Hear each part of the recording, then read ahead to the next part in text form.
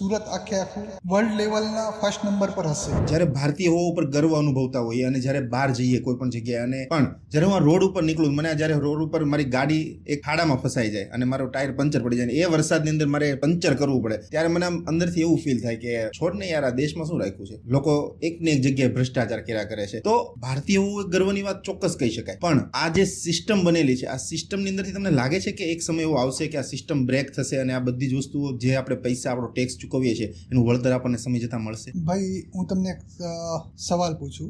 આપણો પરિવાર હોય, એમાં 5 જણા હોય, એક રૂમમાં રહેતા હોય, એટલે આપણે થોડુંક પેલું થાય.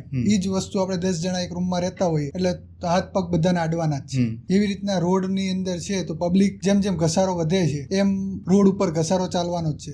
અને અત્યારે હાલ ટેકનિક એવી આવી રહી છે જે એનો સોલ્યુશન અત્યારે હાલ તમે સુરતની અંદર આપણે છીએ તો સુરતની અંદર કેટલા ફ્લાયઓવર બની રહ્યા છે, અઢળક. એવી રીતના ધીરે ધીરે બધું અત્યારે પ્રોસેસ ચાલુ છે.